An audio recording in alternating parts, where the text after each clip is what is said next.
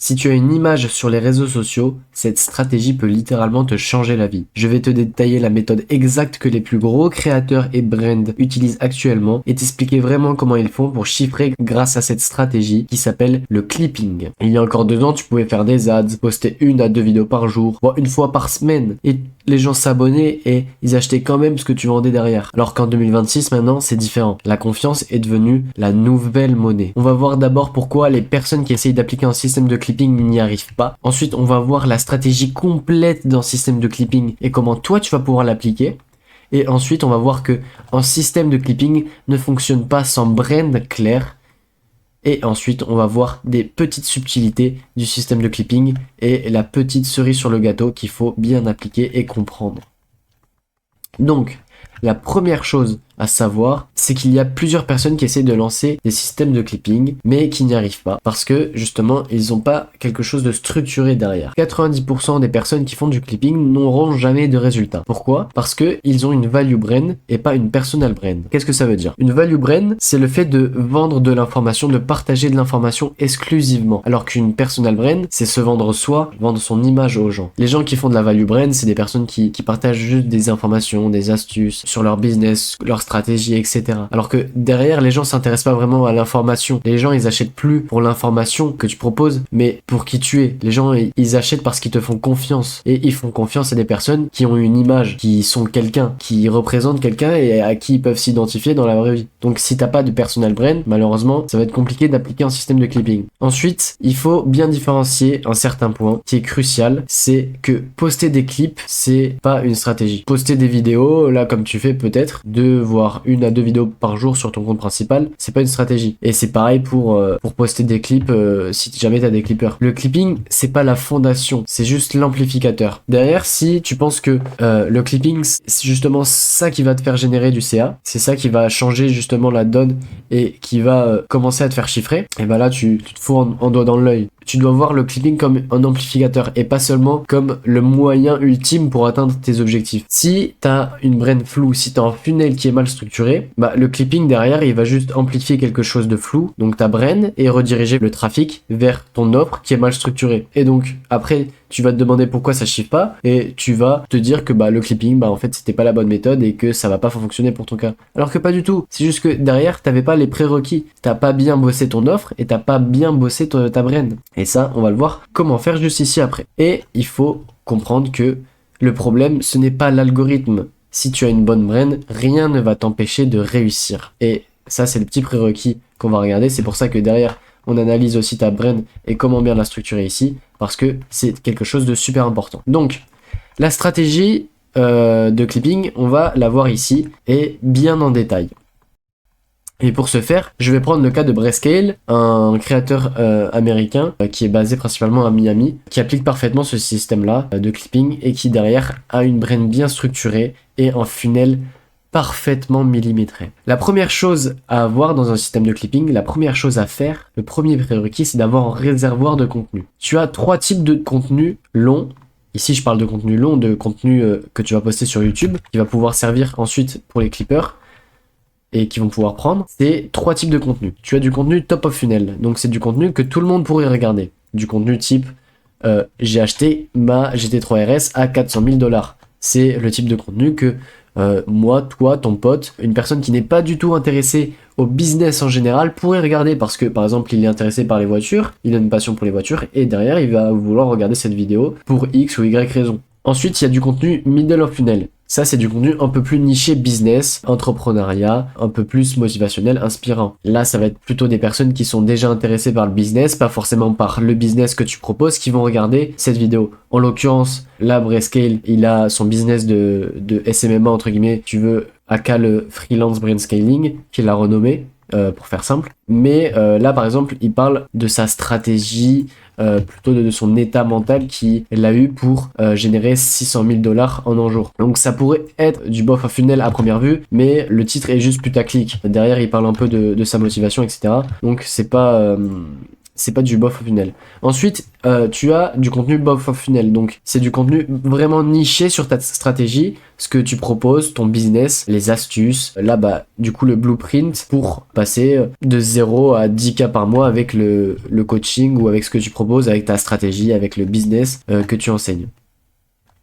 Ensuite, ce contenu, il va être extrait par des clippers. Et Brascale, il le fait parfaitement parce que sur TikTok, c'est des dizaines, voire des vingtaines de comptes qui reprennent son image. Bon, là, c'est des comptes, c'est ses comptes officiels, mais derrière, c'est des dizaines, voire parfois même des centaines. Bon, pour Brascale, il me semble que c'est pas des centaines parce que bah il y a des comptes qui sont inactifs. Là, comme vous voyez, 0 j'aime, c'est juste des comptes qui ont été créés, qui reprennent son contenu. Pareil sur Insta, hop, ici. Et j'ai pas tout mis encore une fois. Pareil sur YouTube, et j'ai pas encore tout mis.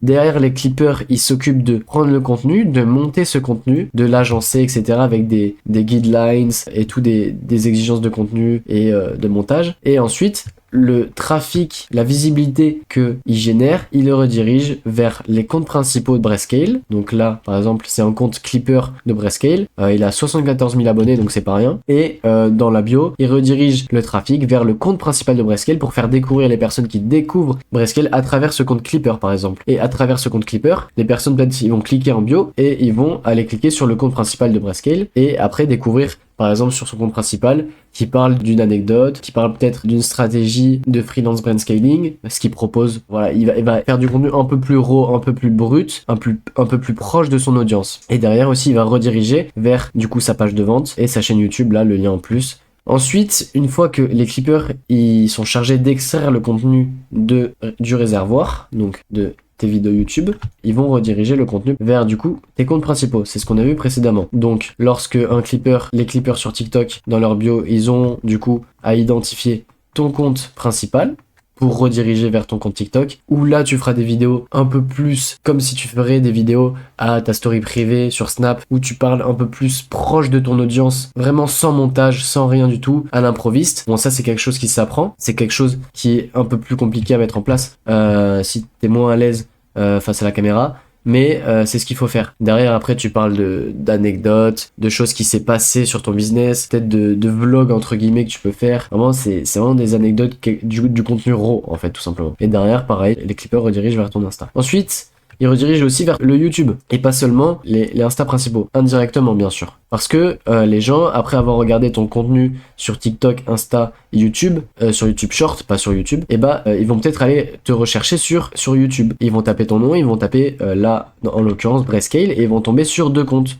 Un compte qui est son compte principal, donc où il poste ses vlogs, du contenu plus top of funnel, qui est plus amené un maximum de personnes, qui attire un maximum de masse, un maximum de personnes pour ensuite les convertir vers ses funnels derrière, via ses pages de vente, etc. Et là, du contenu plus niché dans ce qui vend sa stratégie, son business, le freelance brand scaling. Et là, du coup, il va faire des vidéos un peu plus nichées, un peu plus blueprint, des tutoriels, par exemple, sur comment faire des ads, bon là, sur Canva, la stratégie d'ads sur Facebook Ads, des scripts de cold call, etc. Ensuite, sur YouTube et notamment sur Insta, il va rediriger vers ses pages de vente et ses groupes privés, juste ici qu'on va voir.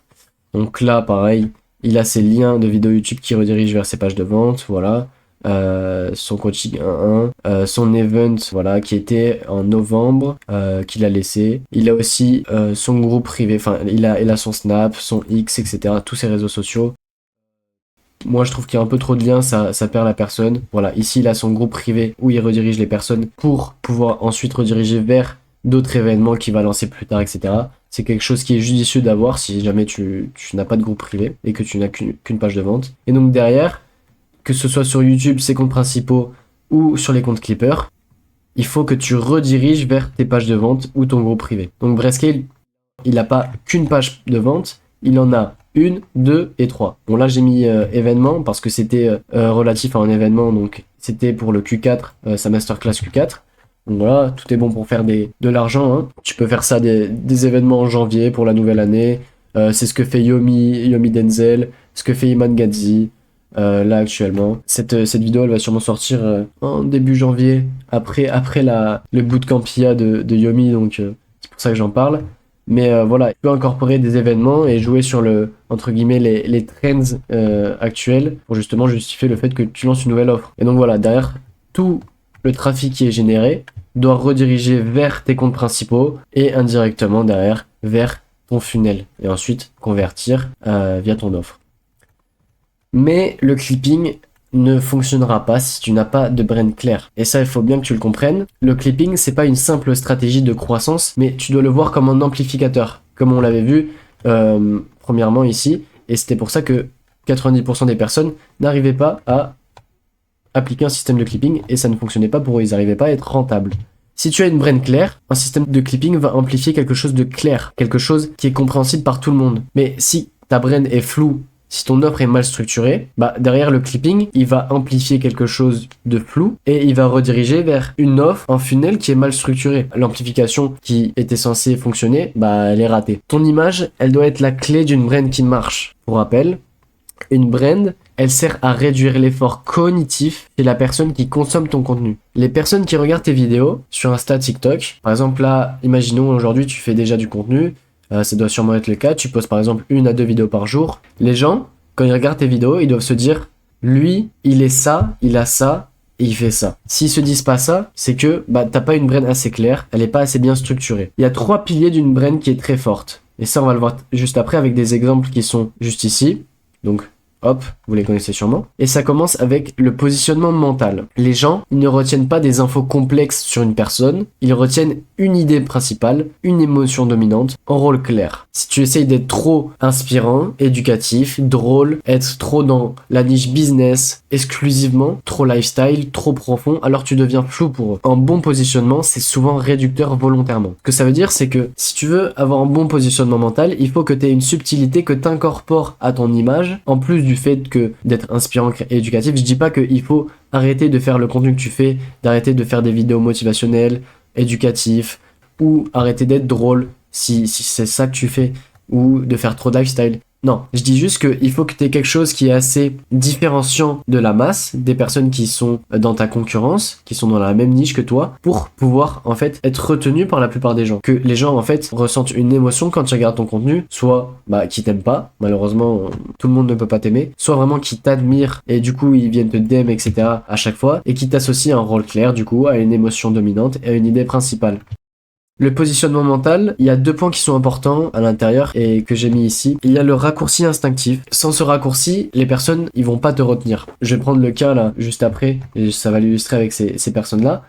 Mais les gens, ils doivent par exemple avoir des a priori sur toi. Et s'il n'y a pas d'a priori sur toi, si les gens n'ont pas de mauvais avis ou ne pensent pas à quelque chose direct de toi, même si c'est faux, c'est que ta brand n'est pas assez forte. C'est que ton image, elle retient pas assez en fait. Et derrière, après, il y a la couche profonde. Il y a vraiment ton histoire, qui tu es et ce qui débunk les a priori sur toi. Mais il y a beaucoup de personnes qui vont parler sans vraiment te connaître. Et du coup, avec un manque d'informations, et du coup, leur jugement, il sera pas vraiment réel et vrai. Mais c'est justement la part des choses à accepter pour avoir une brand forte. Ensuite, le deuxième pilier central qu'il faut respecter, c'est le narratif. C'est ce qui explique pourquoi tu penses comme ça, pourquoi tu parles comme ça, et pourquoi tu fais ce que tu fais. Ton narratif, il donne l'impression que tu n'es pas là par hasard. Tu as une histoire derrière, que tu es légitime à faire ce que tu fais, et pas seulement que c'est tombé du ciel, etc. Sans lui, les gens ils peuvent douter de ta personne et de ta légitimité. Ensuite, il y a la cohérence de répétition. Et il y a un effet qui illustre parfaitement ça, il s'appelle le Mere Exposure Effect. Et je vais te donner la définition simple, c'est la simple exposition répétée à un stimulus augmente sa sympathie perçue sans raisonnement conscient. Par exemple, un visage que tu vois partout, par exemple sur une publicité,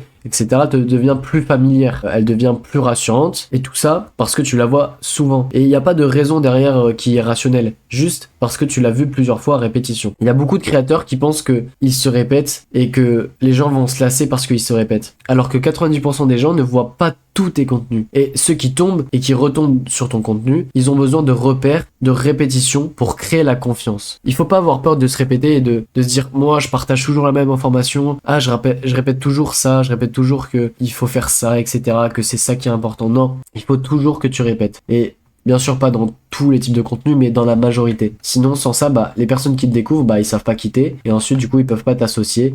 Un raccourci instinctif. Il faut que tu aies ces 3 points pour avoir une brand forte. Sans ça, ça va être compliqué. Ensuite, on va voir ces 3 personnes-là, vous les connaissez sûrement, qui ont une brand ultra forte et qui respectent ces 3 piliers. The Rock, par exemple, c'est un positionnement mental du type le mec très musclé, sympa, drôle, star de film, grand public. Ça c'est mon raccourci instinctif que je me dis quand je le vois. Parce que c'est le gars qui a fait Jumanji, Fast and Furious, etc. Mais derrière ça, il a une histoire. Il a un narratif central, du coup, qui voulait en fait devenir joueur pro de football américain. Puis il se blesse et il échoue, il tombe en dépression, etc., etc. Et derrière, après, il perce dans le cinéma et tout. Mais c'est pas seulement le mec drôle, c'est pas seulement le raccourci, mais c'est la couche profonde en fait, le narratif central. C'est derrière les gens qui s'intéressent vraiment à qui tu es, qui se disent ça et qui vont chercher en fait dans ton histoire. Et ensuite, du coup, la cohérence de répétition. Il respecte parfaitement ça, lui, parce que il joue tout le temps les mêmes rôles au cinéma. Que ce soit dans Fast and Furious, par exemple, si vous connaissez, Jumanji, Baywatch, c'est toujours le mec musclé qui va sauver les meufs à la plage dans Baywatch, dans Jumanji également. Et c'est la même énergie positive, c'est aussi le même ton accessible. C'est du cinéma populaire, The Rock. C'est tout le temps les mêmes blockbusters, etc. Ensuite, on a Kim Kardashian. Kim Kardashian, c'est une femme de télé-réalité, superficielle, ultra médiatisée, entourée de polémiques. Ça, c'est mon raccourci instinctif, encore une fois, mais c'est ce que beaucoup de personnes se disent. À première vue, bah... c'est ce qu'on se dit. Mais ensuite, quand on creuse un peu plus, qu'on analyse son narratif central, parce qu'elle en a un, elle a une histoire derrière, ce qui fait qu'elle est légitime, mais il y a très peu de personnes qui s'y intéressent. Kim Kardashian, elle est moquée publiquement au début, quand elle se lance. Je sais pas si vous savez, peut-être que vous avez pas suivi, mais elle est traitée de vide inutile parce qu'elle fait du contenu télé-réalité. De toute façon, souvent, toutes les personnes qui font du contenu télé-réalité sont traitées de vide inutile. Après, je dis pas que c'est faux, hein, mais... Et puis après, personne ne la prend au sérieux au départ. Parce qu'au début, elle est très critiquée, parce qu'elle fait des émissions assez controversées, etc. Et derrière, il y a une cohérence de répétition qui est très bien respectée. Les mêmes codes visuels, les mêmes tenues provocantes, les mêmes mises en scène de luxe dans les émissions, la même surexposition médiatique dans chaque série télévisée. Et ensuite, on a le fameux Andrew Tate. Alors lui, il respecte tout parfaitement. C'est le positionnement mental le plus fort que j'ai jamais vu. Masculiniste, machiste, provocateur, riche, dominant, et j'en passe. Donc, bah, il est très connu. Je pense que vous le connaissez aussi. Derrière, il a un narratif central. Vous devez peut-être le connaître aussi parce qu'il le met aussi en avant. Andrew Tate, c'est un ancien kickboxer professionnel qui adore la discipline de façon extrême et il rejette énormément la vie du salariat. Et puis ensuite, il respecte aussi parfaitement la cohérence de répétition. Tout le temps, les mêmes thèmes. Argent, motivation, femme. Tout le temps. Vous allez regarder une interview de lui sur YouTube. Vous allez voir qu'il y a au moins un sujet, au moins une question qui passe sur ces thèmes-là. Peut-être que parfois, il y a un thème qui dérive un peu, mais ça se ramène toujours à ces thèmes-là que je viens de vous citer. Ensuite, le même ton de voix, etc. Les mêmes expressions de faciès, etc. Les mêmes ennemis, les femmes féministes, les mêmes symboles, masculinité, argent, pouvoir, contrôle. Tu dois respecter ces piliers-là, sinon sans ça, tu vas avoir une brain qui est mal structurée et le clipping va servir à rien si tu as quelque chose de mauvais. Ensuite, on va voir comment un système de clipping va pouvoir t'apporter des résultats et derrière la petite subtilité de tout ce système-là. Je reprends le système de Brescale pour t'illustrer ça, mais pour rappel, Brescale c'est 1,1 million d'abonnés sur Insta. C'est 867 000 abonnés sur TikTok. C'est 426 000 abonnés sur YouTube sur son compte principal, là où il poste ses vlogs. Et c'est 89 000 abonnés, 90 000 presque, abonnés sur son compte secondaire où il poste que du contenu niché sur son business. C'est juste énorme. Et aussi du coup Twitter où il a 77 000 abonnés, 73 000 abonnés. Donc un peu moins, mais c'est pas mal. Il est un peu moins actif sur Twitter, mais voilà. Pour vous donner un ordre d'idée de ses chaînes YouTube, vous voyez que c'est un peu énorme. C'est entre 2 à 6 000 $ par mois généré grâce à ses vidéos. Sachant qu'il poste, 1 à 2 vidéos par mois minimum. Son compte secondaire, c'est un peu moins. Et ça avec la monétisation YouTube, hein, pas avec ce qu'il vend derrière, bien évidemment. Et ensuite, le cas de Brescale, il est très intéressant parce que, du coup, avec tout ce système-là, son funnel, son système de clipping et tout, c'est des mois à 400 000 $ de profit. Et 400 000 $ de profit grâce à un système de clipping qui lui a généré plus de 2 billions de vues. Rien que ça. Et ces 2 billions de vues, ils viennent d'un système de clipping où il paye ses clippers 9 000 à 15 000 $ en une seule semaine. Parfois 33 000 $ payés en une seule campagne et 40 000 $ payés sur un mois pour ses clippers. C'est juste énorme. C'est autant de dollars générés et investis dans du clipping parce qu'il y a une rémunération qui est assez intéressante pour ces clippers. Pour justement qu'ils soient intéressés à clipper autant et à continuer à être fidèle à son image, à son contenu, toujours à être là quand il sort des nouvelles vidéos, à clipper, quand il y a des nouveaux challenges, etc. Parce qu'il y a une bonne rémunération qui va de 1,50 à 2 $ les 1000 vues. Et quelque chose d'important après avoir vu tout ça, parce que On m'a souvent envoyé des messages pour me dire oui, mais ça fonctionne pas, etc. Je vois pas de retour sur investissement direct sur mon système de clipping que je viens d'appliquer avec cette agence-là. Et oui, c'est normal, parce que les ventes, elles ne viennent jamais des clips que les clippers postent, donc de ton système de clipping, ils viennent de la répétition de ton image dans le temps. C'est-à-dire que le clipping, c'est un moyen de reconnaissance. Derrière, c'est pas un moyen de vente directe. Les personnes qui vont voir ton contenu, ils sont sur du short form. Il est consommé par des personnes qui scrollent, qui ont vu en fait en playback derrière une danse d'une meuf qui twerk. Donc c'est pas après avoir vu une meuf qui twerk sur TikTok que parce qu'ils ont vu une vidéo de toi avec une Lamborghini qu'ils vont acheter ta formation derrière. Non, derrière il n'y a pas assez de confiance pour acheter, même s'ils te connaissent déjà. Et il y a le Mere Exposure Effect qui fait que la simple exposition répétée à un stimulus augmente sa sympathie perçue sans raisonnement conscient. Plus les gens vont te voir, plus c'est répété, plus les gens vont éprouver de la sympathie, ils vont t'envoyer en DM sur Insta, ils vont regarder plus de tes vlogs sur YouTube, derrière ils vont s'abonner à ta chaîne secondaire, ils vont t'envoyer un message, ils vont s'intéresser à ton offre, etc., etc. Mais ça vient pas directement. Cette confiance, elle se crée sur le long terme. On va prendre encore le cas de Brascale. Quelqu'un qui passe sur TikTok, qui le découvre, va le voir une première semaine, 2-3 fois. Après la seconde semaine, il va aller regarder une vidéo YouTube parce qu'il s'est intéressé, etc. Il s'est rappelé qu'il y avait ça dans la vidéo qui l'interpellait. Et ensuite, il va aimer ton vlog et il va continuer à regarder tous tes vlogs pendant un mois. Et ensuite, après les 1 mois passés, il va regarder ta chaîne YouTube secondaire où tu parles un peu plus de business. Dans son cas, Facebook Ads, etc. Et ensuite, après, il va regarder ton offre, etc. Et peut-être que entre temps, il va repasser sur du contenu par des clippers qui reprennent encore le contenu de Brascale. Ça va l'entraîner encore à aller regarder ses vidéos YouTube, regarder plus en détail l'offre, ce que tu proposes, etc. Comparer. Et derrière, après, tu le closes très facilement.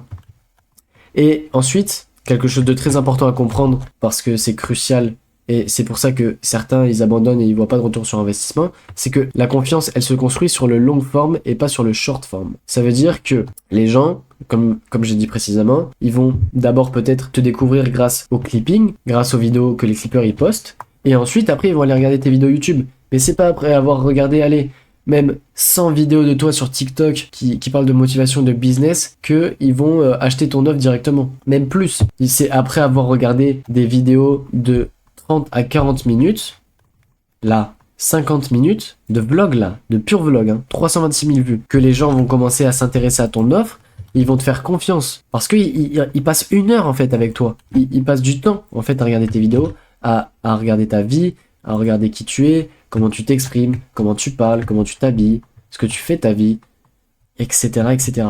Et il y a une théorie qui explique parfaitement ça, et qui est aussi applicable pour les streamers et tout en général, c'est que les individus développent une relation émotionnelle unilatérale avec une figure médiatique perçue comme familière, malgré l'absence de relation réelle. Et c'est le cas avec les chanteurs, les acteurs et tout, mais il y a beaucoup de personnes qui sont amoureux beaucoup de fans qui sont amoureux des personnes qu'ils admirent, parce que ils sont très médiatisés, et parce qu'ils les voient beaucoup, et en fait ils développent un sentiment qui viennent juste d'eux envers la personne, et qui est pas réciproque. Ça crée des émotions, de la sympathie, et derrière, bon après, ton audience elle va pas tomber amoureuse de toi parce qu'elle voit beaucoup de vidéos, mais elles vont justement apprécier plus ton contenu, et te faire plus confiance par la suite. Et le truc le plus important, c'est que les plus gros clients et la plus grosse partie de tes clients, ils viennent en inbound. Ils viennent pas parce que tu fais du cold DM et tout. De toute façon, si tu as une brand où ton autorité est assez forte, que tu veux imposer un peu le respect et que c'est ça entre guillemets le but de ta brand, l'effet différenciant, comme le fait Andrew Tate, tu vas pas te mettre à faire du cold DM, tout simplement, parce que tu veux instaurer une certaine distance, et du coup derrière plus d'autorité, et c'est pas en faisant du cold DM que tu vas respecter ta brand et tes objectifs. Donc il faut aussi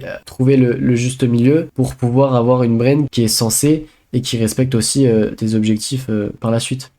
Et tous les cas suivent la même logique, peu importe la niche. C'est-à-dire pas seulement Brascale parce qu'il a une Lamborghini, il a 4 voitures, etc., et qu'il a un penthouse sur Miami à 21 ans. Non. C'est le cas de Anime, je sais pas si vous connaissez, un streamer français aussi, qui indirectement, il a eu un système de clipping parce que il était bien aimé. Anime, il s'est lancé en 2024, il a été connu en 2024 parce que il a des streams qui sont très originaux. À chaque intro de stream, ce mec-là, si vous connaissez pas, il faisait des intros assez particulières. Par exemple, c'était des intros, il lançait des feux d'artifice dans son, dans son appart, où il faisait des... Il importait genre plusieurs centaines de kilos de sable dans son appart pour faire un stream particulier. Aussi ridicule que vous pensez que ça peut être, il tournait à plusieurs dizaines de milliers de spectateurs sur ses lives tous les soirs, pendant plusieurs mois. Et c'est encore le cas. Et maintenant, c'est une des plus grosses figures du stream français, bientôt sur YouTube. Même si son audience est de 14 à 15 ans, il fait quand même de l'argent. Et de toute façon, c'est la finalité en soi, c'est de chiffrer. Donc peu importe, lui, c'est grâce au stream, grâce à son audience qui est assez jeune. Mais ce que je veux que vous reteniez, c'est que derrière, un système de clipping ne fonctionnera pas si vous n'avez pas de brain, si vous n'avez pas d'éléments différenciants, là, comme Anime, le cas que je viens de prendre, comme Andrew Tate, comme Kim Kardashian ou comme The Rock. Il faut que vous respectiez ces 3 piliers. C'est vraiment la première chose que vous devez faire avant de vouloir lancer un système de clipping. Donc voilà, j'espère que cette vidéo elle a été claire, elle a pu aider un maximum de personnes. Et d'ailleurs, si tu veux scale ta brand et ta distribution via un système de clipping, envoie-moi un message directement sur WhatsApp ou sur Insta. Le lien est dans la description, tu peux m'écrire directement, je te répondrai avec plaisir. Si ce genre d'analyse t'intéresse, j'ai d'autres vidéos où je décortique des brands, des stratégies de clipping et la construction d'un écosystème sur les réseaux sur le long terme. Donc n'hésite pas à les regarder, tout est sur mon profil et on se retrouve très vite pour une nouvelle vidéo.